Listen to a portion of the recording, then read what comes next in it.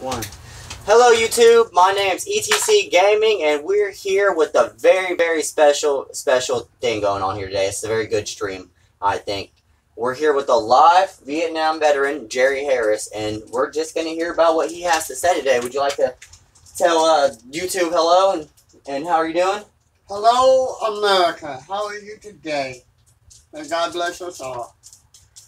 And then we're just going to go ahead and get this interview started. I mean, I just want to know as much as I can about you. You know? Hey. You know?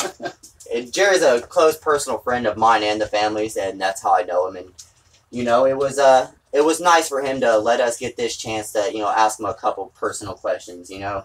So, I mean, let's go ahead and get started. What unit did you serve in? I was in a Night V unit, which was the 509th Group, the 224th Aviation Battalion, 138th Aviation Company. I was an aircraft mechanic. And, so, you worked, like, you put together the aircraft, or? No, we did periodic maintenance, which was, you know, every 25 hours, 50 hours, 75, you know, every 25 hours, there was certain things that needed to be done on our aircraft that, you know, was mandatory in order to be able to keep our aircraft in the air. Yeah. I mean, you know, we were the periodic inspection crew. Kind of like aviation ordinances in the Navy now. You know, aviation maintenance is what, yeah. you know, is what it, basically what it all. And that was, I mean, what would you call your primary job? I mean, because, you know, for a lot of us out there, we don't know, like, military, you know, the military terms and... Right. Well, my MOS is like 6'7", big 20, which means I was an aircraft crew chief mechanic. And the airplanes I worked on were used in War II. The old 1A Bird Dog and the U-8 Cessna, twin engine. I think it could seat 4 people. Yeah. Whereas the Bird Dog would seat 4 people also.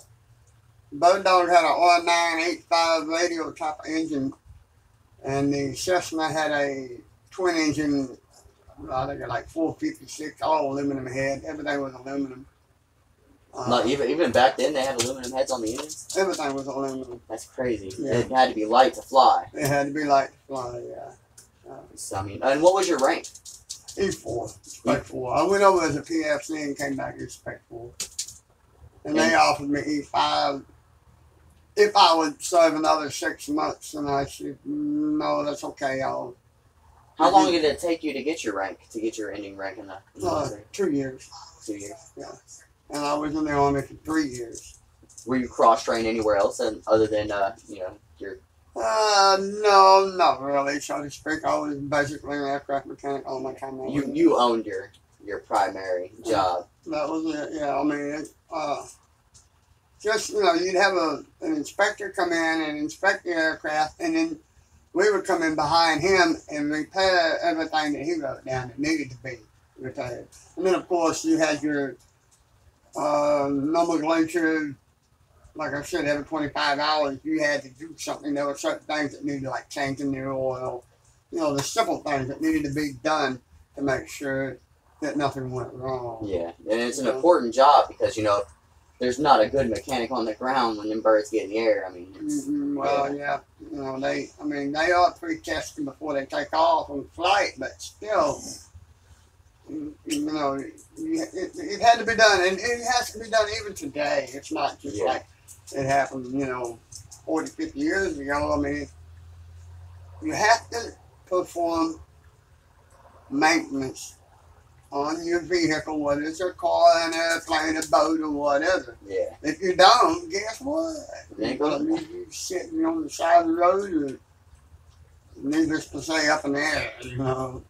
And, you know, I want to ask you, what was your age when you enlisted? I mean, how old were you? Yeah, I enlisted when I was 17. Did you need any special paperwork back in the day to enlist at a young age like that? Oh, no, the only thing is, you know, my mama shed a few tears, but I said sign the papers. And, so she had to sign a paper to release you, didn't you? You know. So, and I was gone within 2 days. I was gone. So how many years did you serve altogether? 3 years. 3 years? I went in and served my 3 years. I got out with a honorable discharge under honorable conditions. And you were about 20, 21? I was 20 years old. I could not go anywhere into the state of Texas and buy me a beer, so to speak, at a But bar. you could have served your country, but you couldn't have bought but it. I couldn't drink, at a bar. Yeah. And then, we're not going to say any further things on that, but we all know how we feel. I mean, how do you feel, YouTube, that, you can go serve your country, but, when it comes to going into a bar and get a drink, it's... Well, as I look back, really, 18 is really too young. Yeah. Now, I understand where we're coming from and everything, but 18 is really too young to be drinking legally. I mean, that's just the way and it's cool to have an unbiased opinion about that, that you're firm on where you stand on that. And I like that. But let's get out to, post-enlistment. You're getting out, you're living your average life, and is the adjustment hard? Is there problems you're facing in your day-to-day life about your routine and your, just, was there anything you had to do differently? When I got out, I was ready to get out. And as far as any rehab situations, I didn't have any problems. I went right on through life as if it was expected of me. And it was at that time. It was expected of every young man. And I keep looking for them fellas that run off to Canada that bum their draft card. Them fellas is hard to find. I knew you don't know they're still hiding. Yeah. Well, yeah, buddy, But, yeah. And did you have any friends that had any problems adjusting when they got out? No. No, I didn't. Homeboy Fred Yates, we missed each other by hours because when I flew into Corpus, he was flying out. And, he was headed for Vietnam, and I had just got back from Vietnam, and it was sad. But even when he got back, we didn't have any problems, I mean, that's good to hear, a nice, calm, at-home story. Where'd you stay? I mean, who'd you stay with? Where'd you live when you got out? I'm sure you didn't, didn't leave a house behind. Yeah, I stayed with Mom. My mom, I don't know, 3 months, and then I moved to Houston. And I've basically been up here since. There was the time I spent 2.5 years out in California, but when I came back, I was still in Houston. It's fine, guys. We're just, and we got plenty of time. Okay, yeah. And, so you adjusted, you moved on, you found a really good, life after Vietnam and all that. You didn't really have too much problem with it. I mean, would you do it again? Would you re-enlist at that age and go back and serve your country again? Oh, yeah. Absolutely. I mean, it's just, people my age, we grew up, let me put it to you this way. We grew up with an attitude of ask not what your country can do for you. Ask what you can do for your country. And I still live that way. You feel like there's less of that attitude? Huh? You feel like there's less of that attitude in this day and age?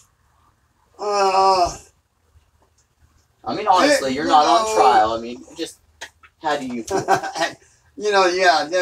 America has changed so much in the last 50 years. It's, different immigrants have come in from the, sadly to say, nations that want to tear this wonderful, beautiful country down. And it's not, you have your liberals also that want to tear this nation down.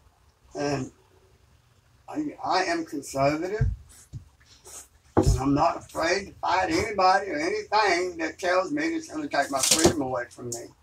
And people that don't realize what it takes to earn the freedom of all, shame on them, because they'll regret it one day. They will.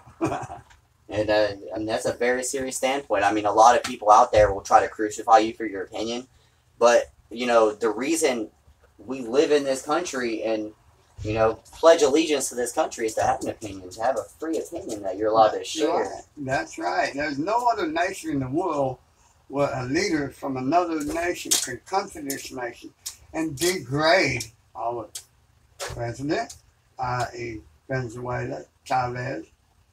Oh man, I mean, that upset me.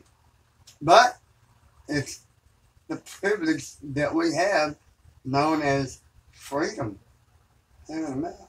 Like you cannot go to any other nation in the world and do that and degrade another nation's leader. You can't do that.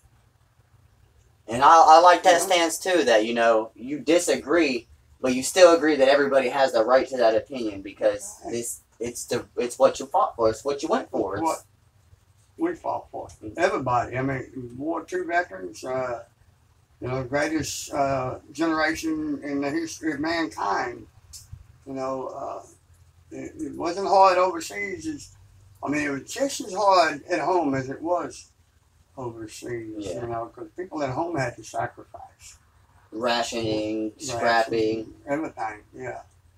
And what year was this? I mean, so everybody knows that didn't know what year the Vietnam War took place. What exact year do you think? I was over there in 67 and 68. So I was over there 50 years ago. I mean, and this time right now, 50 years ago. 19, you said, you know, 67. 67. 1967 and 1968 to 2017. I mean, it's just 50 years ago. Unbelievable. Yeah. The changes the world has went under from that point to this point. I'm telling you now. Yeah, it's I mean, what was the first cell phone you think you saw on Star Trek? No. It goes back to Dick Tracy with the watch. Yeah, with the watch. Yeah. All right, guys. We appreciate the, you know, if we got any likes or views today, or just anybody that wants to watch and, you know, hear a true, honest story.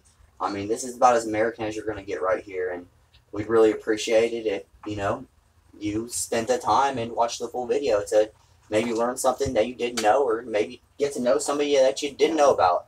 So, thank you, YouTube. This is ETC Gaming signing out, and we're going to thank Jerry Harris very much. I love you, America. God bless. For giving us his time today on Veterans Day. So, you know, that's just, I feel like that's a big thing.